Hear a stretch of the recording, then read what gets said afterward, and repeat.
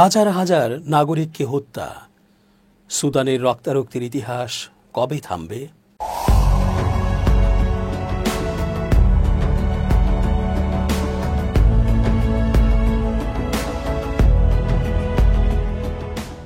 আসসালামু আলাইকুম প্রিয় দর্শক, আমন্ত্রণ আজকের আলোচনায়। চেঞ্জ টিভির আন্তর্জাতিক চোখ অনুষ্ঠানে এস জে রতন স্বাগত জানাচ্ছি। সম্প্রতি হঠাৎই আবারও হাজার হাজার নাগরিককে হত্যার ঘটনা ঘটেছে সুদানে। দেশটিতে বছরের পর বছর ধরে চলছে এমন রক্তারক্তি, কিন্তু এ থেকে পরিত্রাণের কোনো কি উপায় নেই? কি হচ্ছে সেখানে? কেনই বা এর শেষ খুঁজে চলছে এখনও আন্তর্জাতিক রাজনীতি বিশেষজ্ঞরা, কিন্তু কোনো কুল কিনারা করতে পারছে না। সুদানের পশ্চিম দারফুর অঞ্চলের কৌশলগত গুরুত্বপূর্ণ শহর এল ফাশেরে আধা সামরিক বাহিনী র্যাপিড সাপোর্ট ফোর্সেস RSF ভয়াবহ হত্যাযজ্ঞ চালিয়েছে। মেডিকেল গ্রুপ ও গবেষকদের মতে RSF শহরটি দখল করার পর সেখানে ব্যাপক গণহত্যা চালাচ্ছে। সুদানের গৃহযুদ্ধ পর্যবেক্ষণকারী সংগঠন সুদান ডক্টরস নেটওয়ার্ক গেল বুধবার জানিয়েছে, গত 3 দিনে বেসামরিক নাগরিকরা অবরুদ্ধ শহরটি থেকে পালানোর চেষ্টা করলে RSF-এর হামলায় অন্তত 1500 মানুষ নিহত হয়েছে। সংগঠনটি এই পরিস্থিতিকে প্রকৃত গণহত্যা বলে বর্ণনা করেছে। তারা আরও জানায়, এই হত্যাকাণ্ড হত্যা ও নির্মূল সুচিন্তিত ও সুপরিকল্পিত অভিযানের অংশ। তাদের মতে এই ব্যাপক হত্যাযজ্ঞ 1.5 বছর আগে এল ফাশেরে সংঘটিত গণহত্যারই বর্ধিত রূপ। সে সময় বোমা হামলা, অনাহার ও বিচার বহির্ভূত হত্যাকাণ্ডে 14,000-এরও বেশি বেসামরিক নাগরিক নিহত হয়েছিল। 2023 সাল থেকে RSF সুদানের সামরিক বাহিনীর সাথে রক্তক্ষয়ী গৃহযুদ্ধে লিপ্ত। এই সংঘাতে এ পর্যন্ত কয়েক হাজার মানুষ নিহত এবং 1,20,00,000-এর বেশি মানুষ বাস্তুচ্যুত হয়েছে। 17 মাস অবরোধের পর RSF গত রবিবার দারফুরে সেনাবাহিনীর শেষ শক্ত ঘাঁটি এল ফাশের দখল করে নেয়। সুদান সরকার বুধবার জানিয়েছে, শহরটিতে এ পর্যন্ত অন্তত 2,000 মানুষ নিহত হয়েছে। সাহায্য সংস্থাগুলো বিশ্বাসযোগ্য সূত্রের মাধ্যমে বিচার বহির্ভূত হত্যাকাণ্ড, পালানোর পথে বেসামরিকদের ওপর হামলা এবং বাড়ি বাড়ি তল্লাশির মতো নৃশংসতার খবর পেয়েছে। এছাড়া শহরে নারী ও মেয়েদের ওপর যৌন সহিংসতার অভিযোগও পাওয়া গেছে। আল জাজিরার প্রতিনিধি হিব্বা মর্গান সুদানের রাজধানী খার্তুম থেকে জানান, RSF-এর সামাজিক যোগাযোগ মাধ্যমে প্রকাশিত ভিডিওতে দেখা গেছে যে তারা পালানোর চেষ্টাকারী বেসামরিক নাগরিকদের লক্ষ্য করে গুলি চালাচ্ছে। সবচেয়ে মর্মান্তিক ভিডিওটি ছিল এল ফাশেরের সৌদি হাসপাতালের ভেতরের, যেখানে RSF যোদ্ধারা রোগীদের পর্যন্ত হত্যা করেছে। বিশ্ব স্বাস্থ্য সংস্থা WHO এর মহাপরিচালক তেদ্রোস আধানম গেব্রেয়াসুস বলেছেন, কেবল সৌদি মাতৃসদন হাসপাতালেই 460 জনেরও বেশি মানুষ নিহত হয়েছে। সুদান ডক্টরস নেটওয়ার্কের মতে RSF যোদ্ধারা মঙ্গলবার ঠান্ডা মাথায় সৌদি হাসপাতালের ভেতরে পাওয়া রোগী, তাদের সঙ্গী এবং ওয়ার্ডে উপস্থিত সকলকে হত্যা করেছে। এল ফাশেরের এই পতনের ফলে প্রায় পুরো দারফুর অঞ্চলের নিয়ন্ত্রণ RSF-এর হাতে চলে গেছে। এতে 1 দশকেরও বেশি সময় আগে দক্ষিণ সুদান সৃষ্টির পর সুদানকে আবারও বিভক্তির মুখে পড়ার আশঙ্কা সৃষ্টি হয়েছে। এদিকে সৌদি আরব, মিশর, কাতার, তুরস্ক ও জর্ডান এই গণহত্যার তীব্র নিন্দা জানিয়ে RSF-এর প্রতি বেসামরিক নাগরিকদের সুরক্ষা নিশ্চিত করার আহ্বান জানিয়েছে। অবিলম্বে যুদ্ধবিরতি ও আলোচনার মাধ্যমে সমাধানের দাবি করেছে। RSF এখনও পর্যন্ত তাদের বিরুদ্ধে ওঠা অভিযোগের বিষয়ে কোনো মন্তব্য করেনি। ইয়েলের humanitarian research lab HRL satellite image ব্যবহার করে একটি রিপোর্ট প্রকাশ করেছে। তাতে দেখা গেছে এল ফাশের দখলের পর RSF বাহিনী গণহত্যা চালাচ্ছে। HRL এর নির্বাহী পরিচালক নাথানিয়েল রেমন্ড আল জাজিরাকে জানিয়েছেন, এই সহিংসতার মাত্রা নজিরবিহীন। স্যাটেলাইট চিত্রে এমন সব বস্তু দেখা গেছে যা মানুষের দেহের আকারের সাথে সামঞ্জস্যপূর্ণ, যা মাত্র 36 থেকে 48 ঘন্টা আগেও সেখানে ছিল না। এই গবেষক সতর্ক করে বলেন, এই হত্যাকাণ্ড দারফুরের অন্যান্য অঞ্চল এবং উত্তর কর্ডোফান প্রদেশে যা ঘটতে পারে তার একটি পূর্বাভাস মাত্র।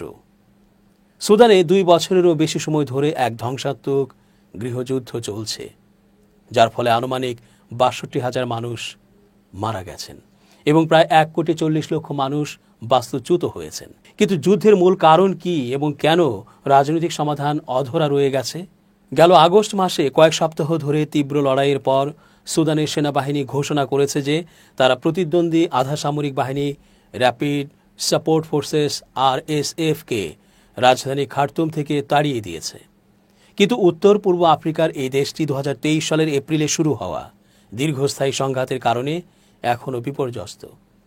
সূত্রপাতের পর থেকে সুদানে চলতি গৃহযুদ্ধ আধুনিক ইতিহাসের সবচেয়ে গুরুতর বাস্তুচ্যুতি সংকটে পরিণত হয়েছে। জেনারেল আবদেল ফাত্তাহ আল বুরহানের নেতৃত্বে সুদানি সশস্ত্র বাহিনী SAF এবং জেনারেল মোহাম্মদ হামদান দাগালোর নেতৃত্বে আধা সামরিক বাহিনী RSF, এই দুটি প্রতিদ্বন্দ্বী সামরিক গোষ্ঠীর মধ্যে ক্রমবর্ধমান সংঘাতের ফলে এখন পর্যন্ত আনুমানিক 62,000 জন নিহত এবং প্রায় 1,40,00,000 ব্যক্তি বাস্তুচ্যুত হয়েছেন। এই লড়াইয়ের কোনো স্পষ্ট শেষ দেখা যাচ্ছে না, কিন্তু SAF ও RSF এর মধ্যে প্রতিদ্বন্দ্বিতা গৃহযুদ্ধের গতিপথকে কিভাবে রূপ দিয়েছে? যুদ্ধবিধ্বস্ত আফ্রিকান দেশটিতে শান্তির সম্ভাব্য পথগুলি কি? সুদানের বর্তমান সংকটের সূত্রপাত 2019 সালে।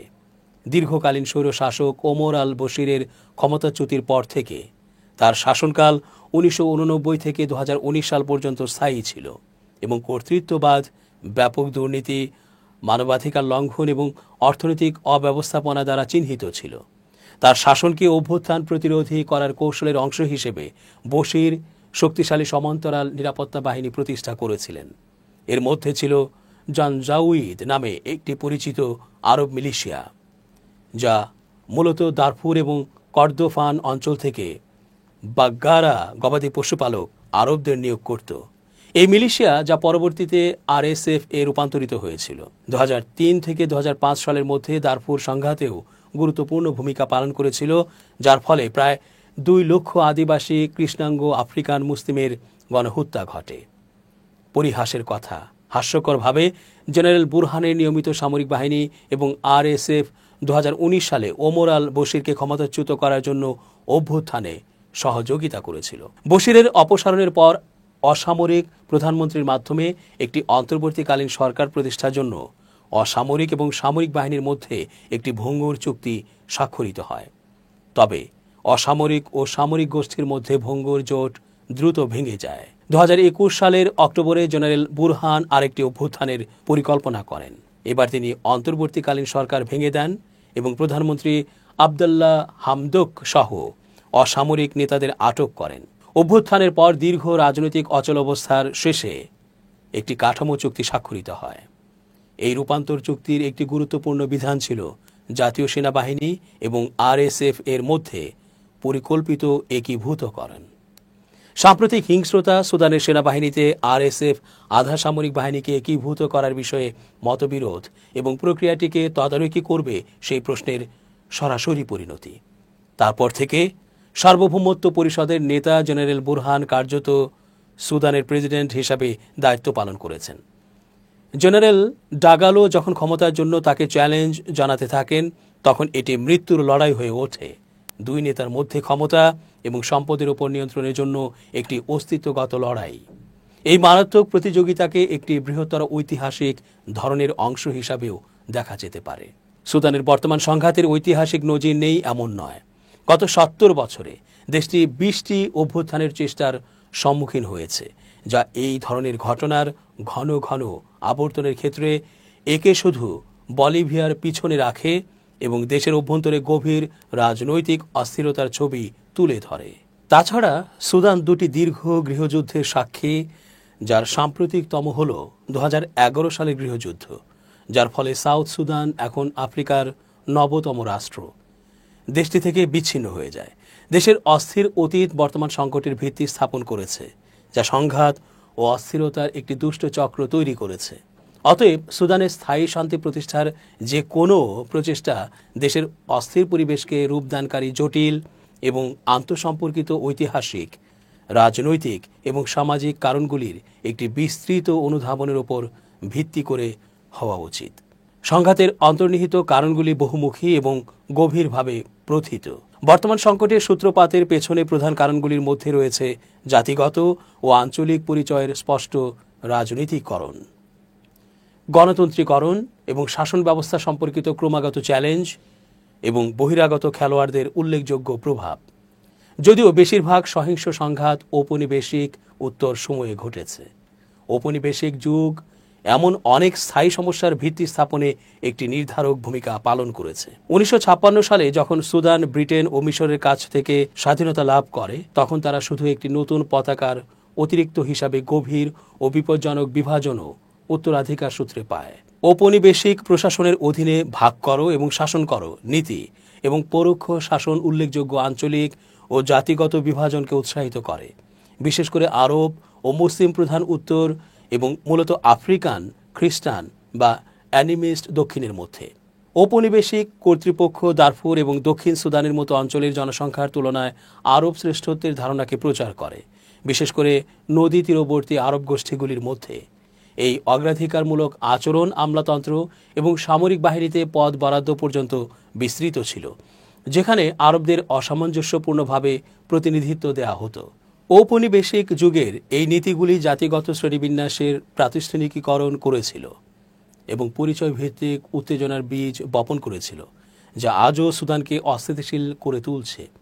সুদানের ঔপনিবেশিক যুগে প্রতিষ্ঠিত বিভাজনগুলি ঔপনিবেশিক উত্তর যুগে রাজনৈতিক প্রান্তিকীকরণ, অর্থনৈতিক বৈষম্য এবং কেন্দ্রীয় সরকারের দক্ষিণের জনসংখ্যাকে অর্থপূর্ণ অংশগ্রহণ থেকে পদ্ধতিগতভাবে বর্জনের মাধ্যমে আরও তীব্রতর হয়েছিল। এই পরিচয় ভিত্তিক বিভাজনগুলি একটি সুসংহত এবং অন্তর্ভুক্তিমূলক জাতীয় পরিচয়ের বিকাশকে উল্লেখযোগ্যভাবে বাধাগ্রস্ত করেছিল। সময়ের সঙ্গে সঙ্গে এই কাঠামোগত বৈষম্য এবং অভিযোগগুলি সমাধানের ব্যর্থতা, দক্ষিণ অঞ্চলের বিচ্ছিন্নতা এবং শেষ পর্যন্ত দক্ষিণ সুদান প্রজাতন্ত্র প্রতিষ্ঠায় সরাসরি অবদান রেখেছে। ঔপনিবেশিক উত্তর সুদানে শাসন ব্যবস্থার বিবর্তন অব্যবস্থাপনা, দুর্নীতি, কর্তৃত্ববাদী শাসন এবং অবহেলা ও সংঘাতের ধরন দ্বারা চিহ্নিত হয়েছে। ধারাবাহিক সরকারগুলি দুর্নীতি, স্বজনপ্রীতি, বর্জন, অবিচার এবং জাতীয় সম্পদের অসম বন্টনের দ্বারা চিহ্নিত হয়। এই পদ্ধতিগত সমস্যাগুলি শুধু দারিদ্র্যকে আরও খারাপ বা রাষ্ট্রকে আরও দুর্বল করেনি, বরং সামাজিক সংহতিকেও নষ্ট করেছে। ফলে সহিংস সংঘাতের ইন্ধন যোগায় এমন পরিস্থিতি আরও গুরুতর হয়েছে। দর্শক, আজ এ পর্যন্তই। ধন্যবাদ। changeTV.press, এক ফোঁটা হলুদ নেই।